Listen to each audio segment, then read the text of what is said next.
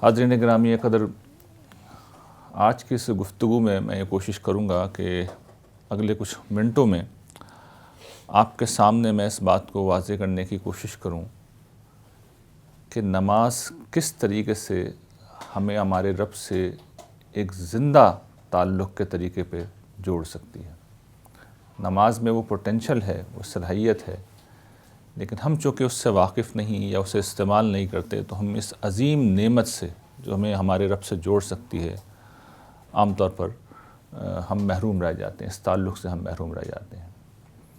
ہم یہ بات جانتے ہیں، قرآن مجید میں اللہ تعالیٰ نے ارشاد فرمایا ہے وَمَا خَلَقْتُ الْجِنَّ وَالْإِنسَ إِلَّا لِيَعْبُدُونَ، میں نے جن و انس کو اپنی عبادت کے لیے پیدا کیا ہے۔ یہ جو عبادت ہے یہ کیا ہے؟ عام طور پر اس سے مراد یہ سمجھا جاتا ہے کہ جو عبادات کا نظام ہے ایسا نہیں ہے۔ اردو میں جس چیز کو ہم بندگی کہتے ہیں اصل میں اس آیت سے وہ مراد ہے۔ اس میں کئی چیزیں ہیں، یعنی ہم جب کسی کی بندگی اختیار کرتے ہیں، عبادت کی جو اصل ہے وہ عاجزی اور پستی ہے، تو یہ دل کے اوپر طاری ہونے والی عاجزی ہے، پستی ہے، جو خدا کی عظمت کے احساس سے پیدا ہوتی ہے۔ ہمارا خدا بہت بڑا ہے، بہت بلند ہے، بہت عظیم ہے۔ ہم نے اس حقیقت کو، اس سچائی کو دریافت کر لیا، اس کے نتیجے میں ہمارے اوپر ایک روب طاری ہوتا ہے، ایک احساس ہے جس میں ہم جیتے ہیں۔ یہ دل کی ایک کیفیت ہے۔ جب یہ کیفیت دل پہ طاری ہوتی ہے تو انسان کو اللہ تعالیٰ نے بولنے کی صلاحیت دی ہے، نطق عطا فرمایا ہے، تو انسان بول کر خدا کی عظمت کا، اس کی کبریائی کا اظہار کرتا ہے۔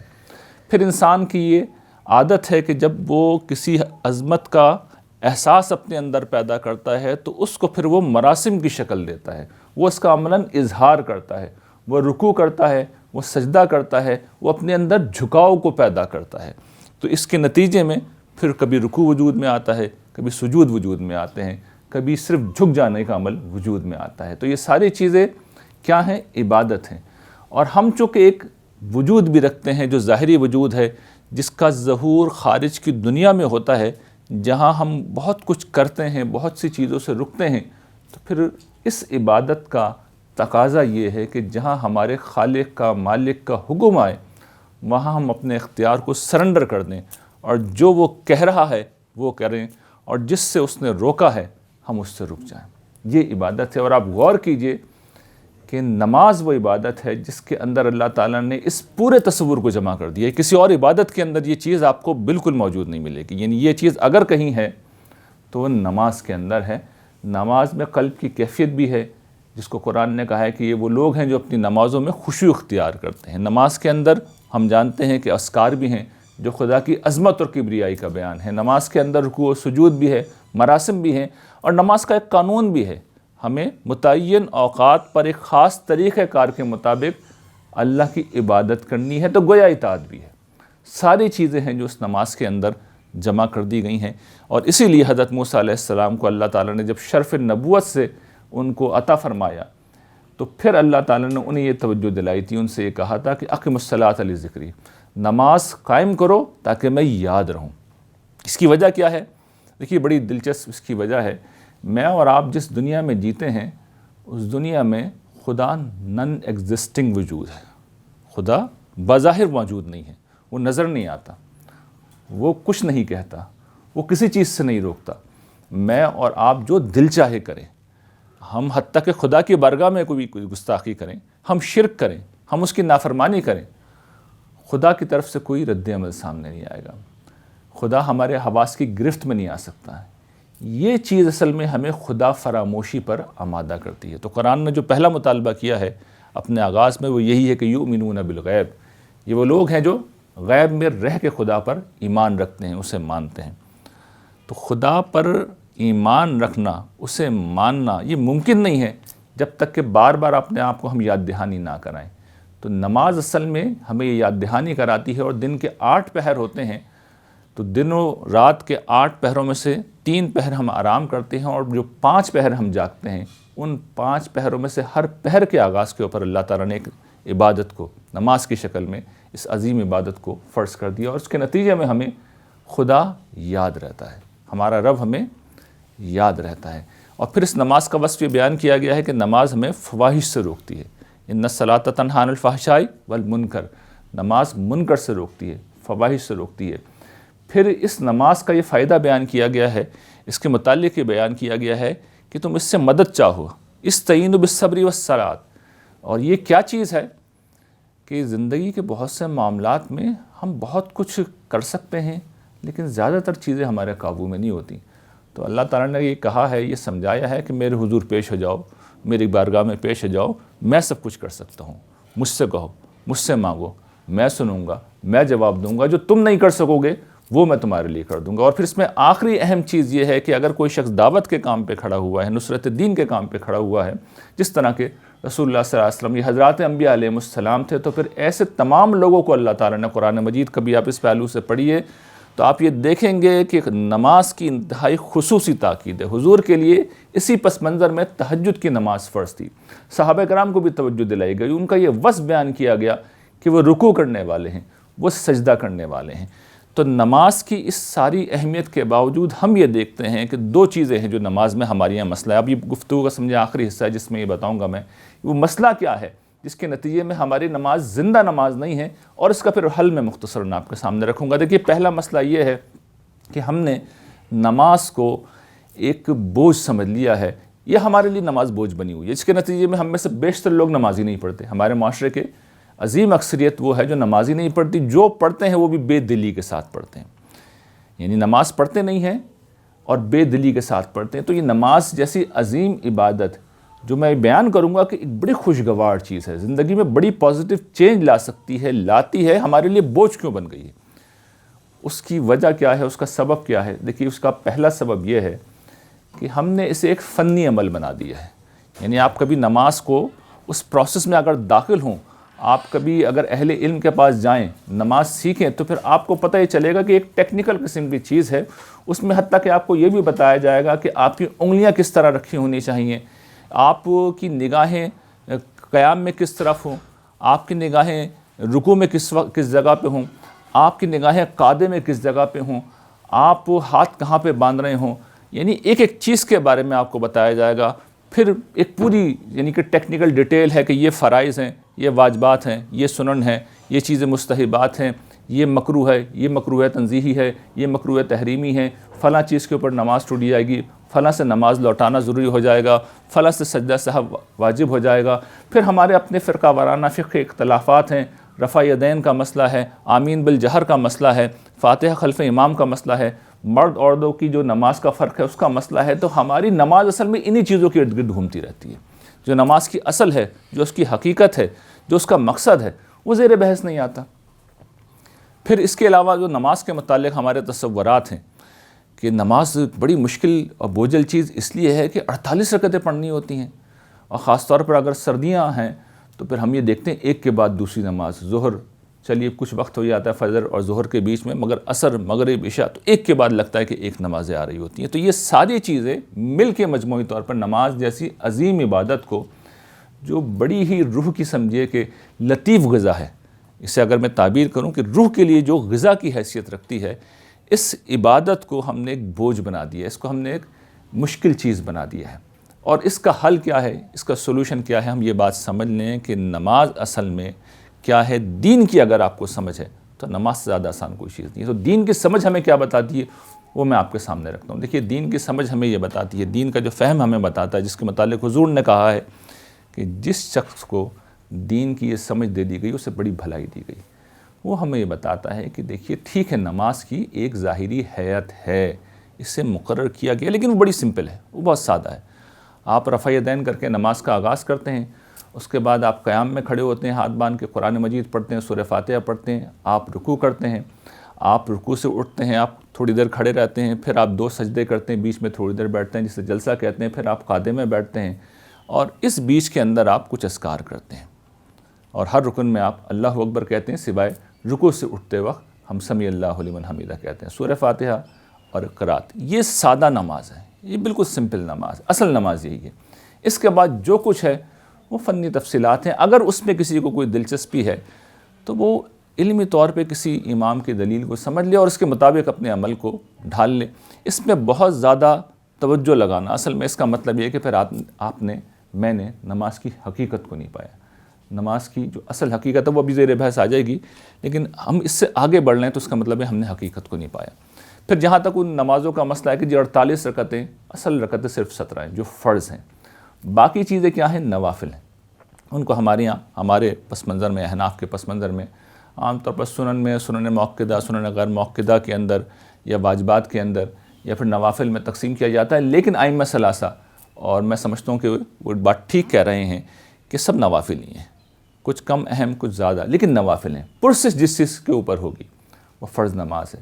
پھر مسجد میں نماز پڑھنا فضیلت کی چیز ہے، حضور نے اس کے اوپر بڑی خوشخبریاں سنائی ہیں، ہر قدم پر ایک درجہ بلند ہوتا ہے، ایک گناہ معاف ہوتا ہے، لیکن یہ کیا ہے؟ فضیلت کا موضوع ہے۔ جماعت کی نماز یہ کیا ہے؟ یہ فضیلت کا موضوع ہے۔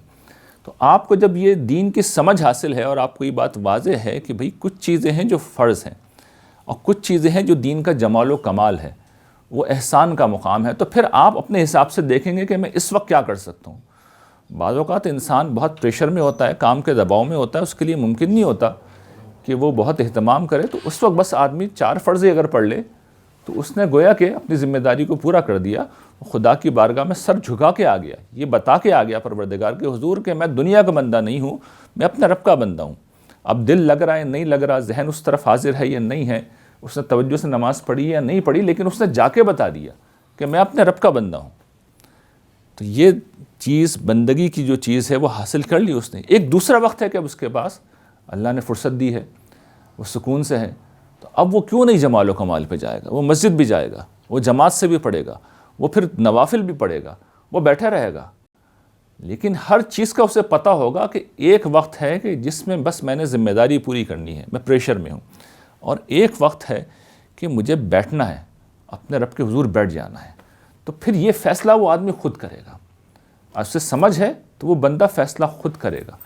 تو اسے ہم توجہ دلاتے رہیں گے کہ یہ آپ کو نہیں کرنا کہ بس آپ فرضی پڑھتے رہیں، آپ گھر میں نماز پڑھتے رہیں، آپ مسجد میں بھی جائیں، آپ جماعت سے بھی پڑھیں، اس کی بھی اپنی فضیلت ہے، اس میں بھی روحانیت ہے، نوافل کا بھی آپ اہتمام کریں، خدا سے قرب کا یہ بڑا غیر معمولی ذریعہ ہے، اس کی بڑی فضیلت بیان ہوئی ہے، لیکن اس کا فیصلہ وہ شخص کرے گا۔ اور پھر جب وہ نوافل پڑھے گا، وہ تطوع عبادت کرے گا، تو وہ نوافل بڑے غیر معمولی ہوں گے۔ تو یہ چیز پھر یوں نہیں ہوگی کہ آدمی جناب نیت کرتا ہوں نماز کی، منہ ہے میرا خانہ کعبہ کی طرف، یہاں سے جو ہماری نماز شروع ہوتی ہے بلا سوچے سمجھے، وہ آخر میں بلا سوچے سمجھے ختم ہوتی ہے، یہ کیفیت نہیں رہے گی۔ اچھا، دوسری جو چیز ہے، جو آخری چیز ہے، جو مسئلہ کرتی ہے، جس نے نماز کو ہمارے لیے غیر مفید بنا دیا، گرچہ بڑی مفید عبادت ہے، وہ یہ جو قرآن نے بھی بیان کیا کہ اللہ کی یاد۔ تو اللہ کی یاد ہمیں کیا خاک پیدا ہوگی؟ ہمیں تو عین نماز میں اللہ یاد نہیں آ رہا ہوتا، ہم ایسے جاتے ہیں اور ایسے واپس آ جاتے ہیں۔ اچھا، قرآن یہ کہتا ہے نماز فواحش سے روکتی ہے، منکر سے روکتی ہے، تو میری نماز تو مجھے نہیں روکتی، یہ تو مسئلہ ہے۔ تو اس کا حل کیا ہے؟ کہ ہم واقعتاً برے ہیں؟ نہیں، ایسا نہیں ہے، ایسا نہیں ہے، اس میں بھی ایک خرابی ہے۔ اختصار سے اب میں وہ چاہوں گا کہ آخر میں وہ خرابی آپ کے سامنے رکھ دوں۔ دیکھیے وہ خرابی کیا ہے ہماری نماز میں، وہ نماز سے زیادہ کچھ سمجھے کہ انسان کی نفسیات کا مسئلہ ہے، کیونکہ یہ فوائد ہمیں حاصل کب ہوں گے؟ جب ہم شعوری طور پر، جب ہمارا نفسیاتی وجود اپنے رب سے متعلق ہوگا۔ تو نماز میں کچھ چیزیں ہم نے ایسی پیدا کرنی ہیں کہ ہمارا نفسیاتی وجود ہمارے رب سے متعلق نہیں ہوتا۔ کیوں نہیں ہوتا؟ میں آپ کو ایک سادہ مثال سے سمجھاتا ہوں۔ دیکھیے اس وقت میں یہ گفتگو کر رہا ہوں، میں اردو زبان میں کر رہا ہوں، اردو کے بجائے اس وقت میں فرینچ بولنا شروع کر دوں، میں اطالوی زبان بولنا شروع کر لوں، میں عربی بولنا شروع کر دوں، میں فارسی بولنا شروع کر دوں، آپ میں سے کتنے لوگ ہیں جو اپنی توجہ باقی رکھ سکیں گے؟ عملاً پاسبل نہیں، اس لیے کہ آپ کو کچھ سمجھ میں نہیں آ رہا۔ انسان جب سمجھتا ہے، جب کوئی بات کو سمجھتا ہے، تب وہ توجہ دیتا ہے۔ تو ہماری نمازوں کا پہلا المیہ یہ ہے کہ ہم میں سے بیشتر لوگوں کو نماز کے متعلق بالکل نہیں پتہ کہ ہم جب اس میں کچھ پڑھتے ہیں تو کیا پڑھ رہے ہوتے ہیں، ہمیں بالکل نہیں معلوم ہوتا۔ تو یہ اہتمام ہمیں کرنا چاہیے۔ نماز کے اذکار بڑے مختصر ہیں، ان سب کا ترجمہ یاد کریں۔ اللہ اکبر، السلام علیکم ورحمۃ اللہ، اس کا ترجمہ سب کو ہی معلوم ہوتا ہے۔ سمیع اللہ لمن حمیدہ کا ترجمہ بھی عام طور پہ معلوم ہوتا ہے کہ اس خدا کی جس کی حمد کی گئی ہے، اس کی حمد کی گئی ہے تو اس نے یہ حمد سن لی ہے۔ تو خدا سے تعلق کا ایک اظہار ہو رہا ہے کہ ہم کہہ رہے ہیں، وہ سن رہا ہے۔ یہ ہمیں بتایا گیا، یقین دلایا گیا ہے کہ تم بول رہے ہو، تم اس کی پاکی بیان کر رہے ہو، وہ سن رہا ہے، تمہارے ساتھ ہے۔ تو اب مطلب آپ کو پتہ ہوگا تو آپ کی کیفیت بدل جائے گی، آپ میں اور جذبہ پیدا ہوگا کہ وہ سن رہا ہے، میں بول رہا ہوں وہ سن رہا ہے۔ حضور نے اور بھی بڑے فضائل بیان کیے نماز کے متعلق کہ جس طریقے سے تقسیم کی اللہ تعالیٰ کہتے ہیں میں نے اپنے اور اپنے بندے کے درمیان، وہ سب چیزیں بھی ہمیں سیکھنی چاہیے کہ کس طرح نماز خدا سے قربت کا ایک ذریعہ ہے۔ لیکن اس وقت میں بات کر رہا ہوں اذکار کی، کہ اس کا ترجمہ ہمیں پتہ ہو۔ اچھا، پھر اسی طرح ہم یہ کرتے ہیں کہ 2-4 صورتیں ہمیں عام طور پہ یاد ہوتی ہیں اور زندگی ہم اسی میں نکال لیتے ہیں، پوری زندگی کی جتنی نمازیں ہم قول اللہ کے اندر ہی نکال لیتے ہیں۔ ہماری سوسائٹی کی، سماج کی اکثریت یہی کرتی ہے۔ نہیں، اس سے ذرا آگے بڑھیے، شوق اور رغبت کے ساتھ آگے بڑھیے، قرآن کو یاد کیجیے، زیادہ سے زیادہ قرآن یاد کیجیے، اور جب آپ قرآن کو ورائٹی میں پڑھیں گے اور سمجھ کے پڑھیں گے تو پھر یہ اٹس سیلف بڑا غیر معمولی اس کا نتیجہ نکلے گا۔ قرآن، یہ بات یاد رکھیے گا، جس وقت آپ عربی میں پڑھ رہے ہوں اور آپ کے مفہوم سمجھ میں آ رہا ہو اور آپ نماز کی حالت میں کھڑے ہوئے ہوں تو جتنا مؤثر قرآن اس وقت ہو جاتا ہے وہ کسی اور وقت نہیں رہے گا۔ امام صاحب پڑھ رہے ہیں، آپ کے سمجھ میں آ رہا ہے تو جتنا مؤثر قرآن اس وقت ہوگا اس سے زیادہ کبھی نہیں ہو سکتا۔ میں آپ کو اپنا واقعہ سناتا ہوں۔ میں نے جس وقت عربی زبان جب سیکھی پہلی دفعہ، تو مجھے ابھی بھی یاد ہے کہ میری جو اس سے پہلے جتنی بھی تراویح تھیں، اور ظاہر بات ہے بہت چھوٹی ایج کا ذکر ہے اسکول لائف کا، اس سے پہلے ساری تراویحیں میں جو پڑھتا تھا تو رکعتیں گنتا تھا، 4، 8، 12، 16، یعنی ہر اس میں ہم گنتی کرتے تھے۔ جب پہلی دفعہ قرآن سمجھ میں آنے لگا تو اس کے بعد بخدا میں عرض کرتا ہوں گنتی یاد نہیں آئی مجھے کہ کتنی رکعتیں ہو گئی ہیں۔ جب تراویح ختم ہوتی تھی تو پتہ چلتا تھا اچھا نماز ختم ہو گئی۔ تو یہ ڈرامیٹک چینج آتا ہے جس وقت آپ کو پتہ چل جائے کہ اللہ تعالیٰ کے کلام میں امام صاحب جو پڑھ رہے ہیں یا ہم خود جو پڑھ رہے ہیں تو کیا پڑھا جا رہا ہے۔ تو پہلی چیز تو یہ ہے کہ ترجمے کے ساتھ۔ اچھا، دوسری بات یہ ہے کہ انسان کی نفسیات کا ایک اور مسئلہ بھی ہے کہ آپ ترجمہ بھی یاد کر لیں، تب بھی انسان جو چیز روٹین میں ادا کرتا ہے، جو معمولات میں شامل ہے اور عبادت عادت بن جاتی ہے، تو انسان اسے آٹو موڈ میں ڈال دیتا ہے۔ جو ہمارے ریفلیکسز جس طرح کام کرتے ہیں، اس کو اگر آپ کو تجربہ کرنا ہے تو آپ یہ دیکھیے کہ اگر آپ گھر سے آفس روزانہ جا رہے ہیں تو آپ غور کیجئے گا کہ یہ جو روٹین کا راستہ ہے، تو ڈرائیونگ جیسا عمل بھی یہ اکثر آٹومیٹک ہو جاتا ہے۔ ایک بڑا حصہ راستے کا آپ طے کر لیتے ہیں، آپ کو پتہ نہیں چلتا آپ کیا کر رہے ہیں، آپ اپنی منزل پہ پہنچ جاتے ہیں، آپ کو پتہ نہیں چلتا۔ انسان کے ریفلیکسز اصل میں یہ سب کچھ کر رہے ہوتے ہیں، جس طرح جہاز کا آٹو موڈ ہوتا ہے، پائلٹ نے آٹو موڈ میں ڈال دیا، اس کے بعد جہاز منزل پہ پہنچ جائے گا۔ تو ہمارے ساتھ بھی یہی ہو رہا ہوتا ہے، ہم کب رکوع میں گئے، کب سجدے میں گئے، کب اٹھے، ہمیں پتہ ہی نہیں چلتا۔ تو اس کا کیا علاج ہے؟ اب وہ سن لیجیے، اس کا علاج بھی اللہ تعالیٰ نے خود نماز کے اندر رکھا ہے۔ دیکھیے، نماز میں جو متعین اذکار ہیں وہ بہت کم ہیں۔ سورہ فاتحہ ہے، قرأت ہے، اللہ اکبر، یہ میں نے ابھی بیان کیا ہے، اور سمیع اللہ لمن حمدہ، السلام علیکم ورحمۃ اللہ، یہ متعین اذکار ہیں جو بطور دین لازمی کیے گئے ہیں، یہ سب کو کرنے ہیں، یہ عربی میں کرنے ہیں۔ اس کے علاوہ ایک نقطہ نظر تو یہ ہے کہ نہیں، باقی بھی وہی پڑھنا ہے جو حضور نے پڑھا ہے۔ حضور نے بھی، لوگ یہ بات نہیں جانتے، بہت ورائٹی میں پڑھا ہے، لیکن ہم نے کچھ خاص چیزوں کو سمجھ لیا کہ سبحان ربی الاعلیٰ، بس حضور نے یہی پڑھا، اس کے علاوہ کچھ نہیں پڑھا۔ حضور نے بہت ورائٹی میں پڑھا ہے، اور یہ ورائٹی میں پڑھنا یہ بتاتا ہے کہ وہ اذکار جو ہیں وہ فکس نہیں ہیں۔ وہ حضور گویا کہ اپنی زبان میں خدا کو یاد کر رہے ہوتے تھے۔ تو اب اس کا مطلب یہ ہے کہ میں اور آپ بھی اپنی زبان میں، اور یہ دوسرا نقطہ نظر، اور میں اس کو ٹھیک سمجھتا ہوں، کہ اپنی زبان میں آپ خدا کو یاد کر سکتے ہیں، رکوع میں، سجدے میں، قاعدے میں۔ رکوع و سجود دیکھیے کیا ہے، یہ خدا کی تسبیح و تعریف کرنے کا عمل ہے، اور قاعدہ کیا ہے، خدا سے مانگنے کا عمل ہے۔ اسی طرح حضور جب قرأت کر رہے ہوتے تھے تو اس دوران میں ہمیں ملتا ہے کہ حضور جواب دیتے تھے۔ قرآن کی کوئی ایسی آیت آتی تھی تو بعض اوقات خدا کے تعریف میں الفاظ بھی کہتے تھے، اور بعض اوقات سجدے میں، جو ہم سنتے ہیں کہ حضور، یہ جو قرآن کی آیتوں کا سجدہ ہے، حضور سجدے میں جایا کرتے تھے، تو عمل سے بھی بتاتے تھے حضور۔ تو یہ گویا کہ ایک زندہ آپ نے تعلق قائم کر لیا۔ اب ہم فرض کر لیں اس تعلق کو جب قائم کریں تو کس طرح کریں گے؟ آپ رکوع و سجود کو دیکھ لیں نا، نماز کو قرآن مجید میں جگہ جگہ تسبیح سے تعبیر کیا گیا ہے۔ تو یہ تسبیح کرنا کیا ہے؟ ہم تو سبحان ربی الاعلیٰ کہہ کے فارغ ہو جاتے ہیں، لیکن میں آپ کو بتاؤں کہ یہ تسبیح کیا ہے۔ یہ ایک بڑا جامع کلمہ ہے، یہ ایک پورا کانسیپٹ ہے۔ آپ خدا کو جا کے یہ بتاتے ہیں کہ پروردگار، میں جانتا ہوں کہ تجھ میں کوئی عیب نہیں ہے، میں جانتا ہوں تیرا کوئی شریک نہیں ہے، تیرا کوئی ساجی نہیں، تیرا کوئی باپ نہیں، تیرا کوئی بیٹا نہیں، تیری کوئی بیٹی نہیں، تیری کوئی بیوی نہیں، تجھے کبھی کوئی مشکل پیش نہیں آتی، کبھی کسی تکلیف میں تو نہیں آتا، تجھے نیند نہیں آتی، تجھے اونگ نہیں آتی۔ پروردگار، تیرے اندر کوئی عجز نہیں ہے، تو کوئی ایسی چیز نہیں ہے جو کر نہ سکتا ہو، اور پھر اس کا پازیٹیو پہلو، یہ تو تنزیہ تھی، پازیٹیو پہلو کیا ہے؟ تعریف۔ پروردگار تو سب کچھ کر سکتا ہے، اور جو کر رہا ہے پروردگار اس میں سے کچھ بھی غلط نہیں ہے۔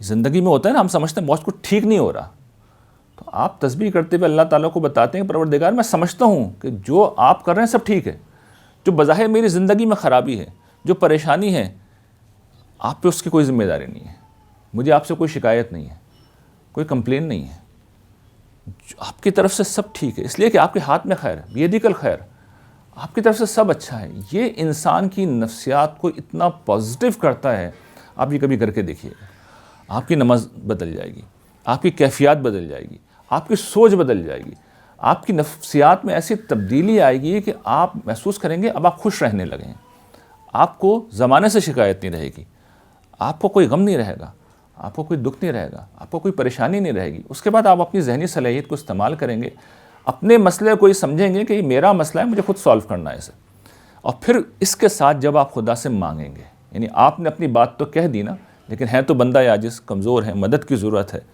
تو آپ اس عالم میں جب خدا سے دعا کریں گے، ہم تو دعا بھی نماز کے بعد ہی مانگتے ہیں نا، یہ نماز کے اندر مانگی جاتی ہیں دعائیں، یہ جو قاعدہ ہے اصل میں دعاؤں کے لیے خاص ہے۔ تو جس وقت آپ نماز میں خدا سے دعائیں مانگیں گے تو آپ کی کیا کیفیت ہوگی، آپ اس کا اندازہ نہیں کر سکتے۔ تو میں یہ نہیں کہہ رہا کہ آپ حضور کی مانگی ہوئی دعائیں یا حضور کے اذکار نہ پڑھیں، وہ بھی پڑھیں، ترجمے سے پڑھیں، اپنے بھی پڑھیں، اس میں کوئی پابندی نہیں ہے۔ اور جب آپ اپنے پڑھیں گے تو آپ دیکھیں گے کہ آپ کی نماز ایک انتہائی غیر معمولی نماز بن جائے گی، یہ آپ کی نفسیات کو بدلے گی، یہ مسئلہ ہی آپ کی زندگی سے ختم ہو جائے گا کہ آپ نماز میں کچھ یاد ہی نہیں رکھتے۔ نہیں، اب نماز کیا ہے؟ زندہ مکالمہ بن گئی ہے، وہ خدا سے زندہ تعلق بن گئی ہے، وہ دو طرفہ ڈائیلاگ بن گئی ہے۔ آپ حمد کر رہے ہیں، آپ تسبیح کر رہے ہیں، آپ تعریف کر رہے ہیں، وہ سن رہا ہے، وہ بیچ میں یقین دلاتا ہے، آدھی نماز میں یقین دلاتا ہے، سمیع اللہ لمن حمیدہ یقین دلاتا ہے کہ وہ سن رہا ہے۔ اور پھر آپ اپنی جب کہتے ہیں دعائیں آپ پیش کرتے ہیں تو وہ سب سنتا ہے۔ سجدے کے بارے میں جو کہا گیا ہے کہ یہ کیا ہے؟ وسجد واقترب، سجدہ کرو، خدا سے قریب ہو جاؤ، اپنا سر گویا کہ آپ نے خدا کے قدموں میں رکھ دیا، آپ پوری کائنات کے آہنگ ہو گئے۔ قرآن جو کہتے ہیں من نجم والشجر یسجدان، تو اب دیکھیے قرآن نے کیا کمال کیا، اس دنیا میں چیزیں یا تو سمبولیکلی خود سجدہ کرتی ہیں، اس کی ایک مثال نجم ہے، تارے ہیں، سورج ہے، اجرام فلکی ہیں، یہ تیرتے ہوئے جاتے ہیں اور افق پہ جا کے یہ سجدے میں گر جاتے ہیں۔ اور جو چیزیں موو نہیں کرتی جیسے کہ درخت، تو قرآن یہ بتاتا ہے ان کے سائے زمین پہ گر جاتے ہیں۔